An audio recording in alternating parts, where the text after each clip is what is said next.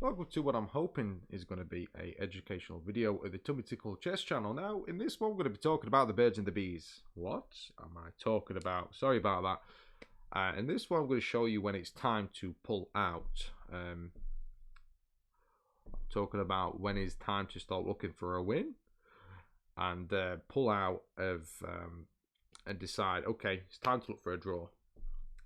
This is the game I played tonight over the board. A league game. I did play another league game the other day. There's not really anything educational in that game. It was just pure annihilation. I guess if you really want to see it, then just drop a comment below, and I guess I'll show you the video of me completely annihilating a child over the board, which wasn't really any fun. But anyway.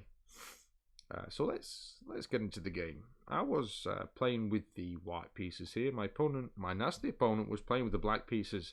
Now, why is he nasty? In this game, I did have a couple of opportunities, and I couldn't really find a way to keep hold of the advantage. So I played e4. My opponent played g6, which is the modern defense. I played d4, bishop to g7. Knight to f3, d6, and I played h3. I played h3 because, let's say I make another move, say knight to c3, bishop to g4 is losing this pawn here on d4, because after bishop takes, sorry, so let's make another move for me. Say I play h3 now, bishop takes, queen takes, bishop takes on d4. The only way to keep the pawn on d4 would be to take with the g pawn, but now you have a doubled f pawn, which isn't great. Your queen still defends on d4. I suppose you do have the open g file for the rook, I guess, but he's not really doing a deal against g6, is he? It's tough, and your king's going to have to find a way safely to get to the queen side, and he's always going to have this great powerful bishop here. If you can't remove it, iron down on b2. It's going to be a hard game to play, I guess. That's what I felt anyway. So instead of playing anything, I played h3 to stop the bishop getting to g4, removing the knight, which is defending the pawn on d4. My opponent plays knight to f6, bishop to d3, castles, bishop to e3, e5, d takes e5, d takes e5 again, and now I castle. My king's at safety, and let's try and take control. Knight to c6, queen to d2, preparing to attack the bishop on g7. Knight to d4. I remove the knight because that is a nasty knight there. If I don't remove it, it's going to have a great outpost on d4. E takes on d4, bishop to h6. Maybe before playing the knight to d4, he would have been better playing rook to e8 first. So when the bishop came over here to h6, he could have just slid the bishop back there to h8, and after moving the bishop back, the rook's on e8, so the bishop wouldn't be hitting the rook on f8. But my opponent plays it this way, so I take the bishop on g7, king takes on g7, rook to e1, c5 by my opponent, knight to a3, trying to set an outpost there on d6. b6 by my opponent, knight to b5 by me. I went about this the wrong way. Better would have been to play e5, kicking the knight away. Now I'm just going over the best moves that Stockfish says, not necessarily what my opponent would have played. So knight to d5, knight to c4, knight to c7, knight to d6. That would have been a great outpost there, a dark square, not easily influenced by the bishop. I guess at some point in the future, the knight's going to want to get here, or maybe here, to try and remove this powerful knight here on d6. But black's got to do some work. So instead of this, I play the knight to b5, a6 by my opponent, e5 by myself, a takes on b5, e takes on f6 with the check. Now, here I did consider putting the queen here on h6, being able to stop the king from getting back to behind his pawns on g7, but I really couldn't find a follow-up.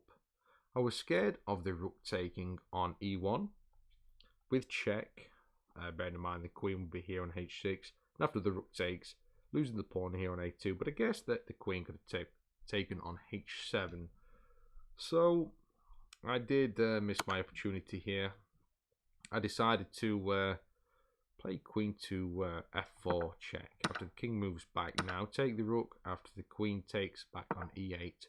Go for activity as opposed to taking here on b5. So rook to a6, defending the pawn on b6. a4, slight mistake because I give my opponent, well, it's actually a blunder because I give my opponent way too much counterplay that I just didn't foresee.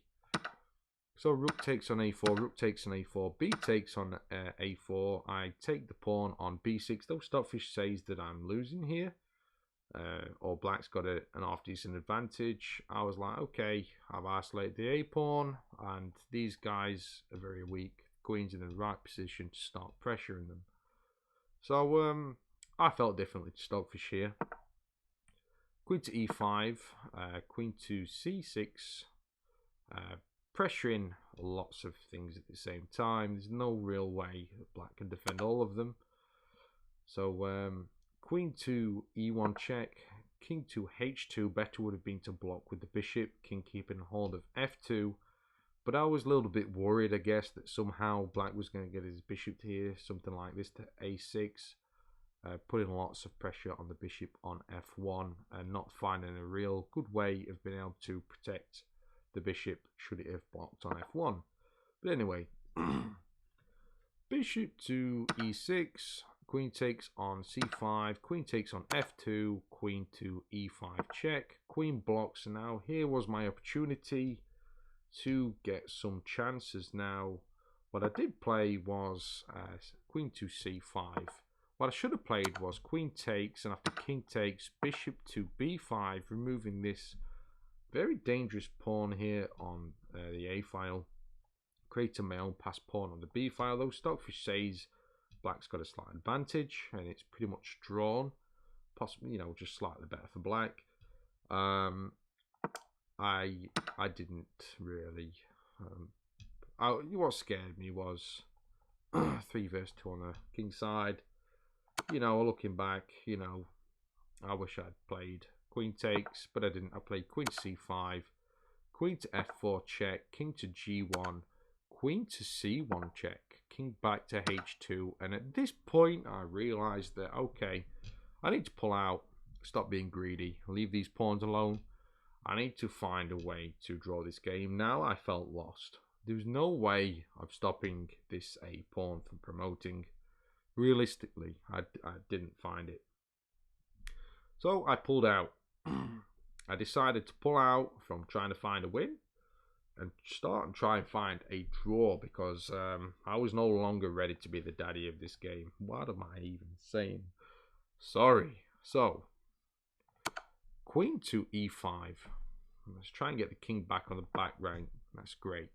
King back to g8. g4. Now Stockfish doesn't like this move, but I looked at my opponent and he was staring at this a pawn, and I was like, this guy's just gonna push and promote. Okay, I've got time to play g4, g5, then set perpetual up.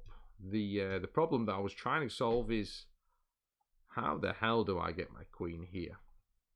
So I took the risk. a3, g5, a2, queen to a5. Now my opponent has the chance of playing queen to b8 check, and after I move the king, let's say to g2, my opponent is still completely winning with a massive advantage.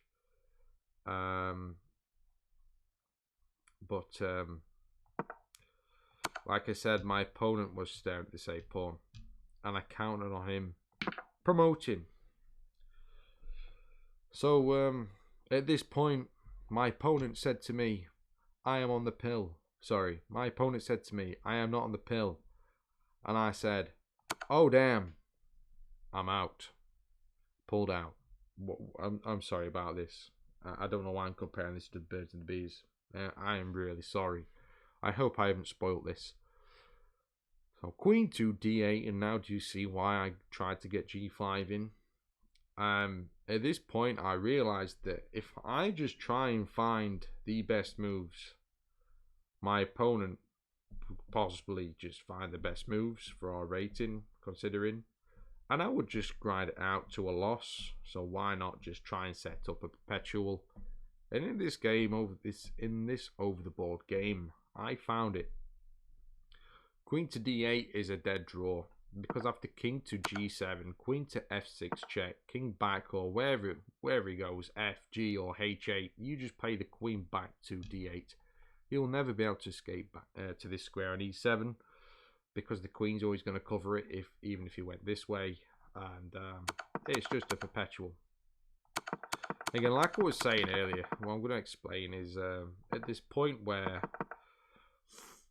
I realized that if I just play the best moves in this position, or even this position, if I just find the best moves, for instance, bishop to b5, going for this pawn, this is just going to push.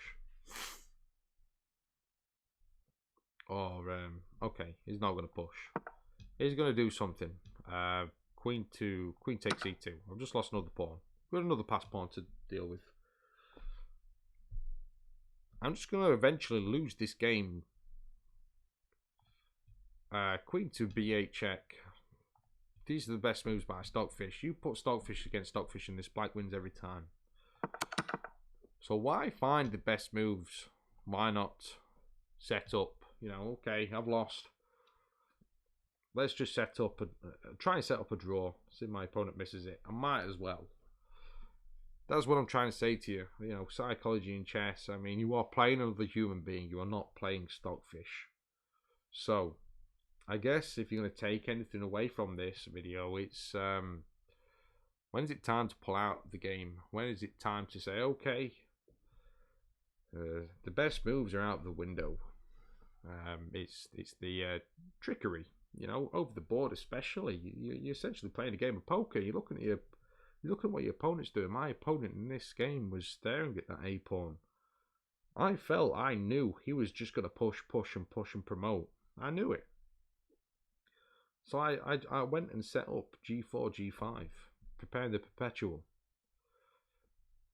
Okay, it's not sound, it's not great, but you're going to lose, you're going to lose. You might as well try and trick your opponent into giving you a draw, which is what I managed here, and I'm quite proud of it. So again, if you want to see the game where I annihilated my opponent on Monday, just drop a comment. Any feedback's great. I'm going to leave a link to the Discord. We are building a great chess community, and in the Discord you will find a link to the Crazy Crows Chess Club's Discord. Now, the Crazy Crows Chess Club, they hold numerous tournaments and events where they do loads and loads of giveaways. So it's definitely a great place to go. One of the giveaways is a weekly giveaway.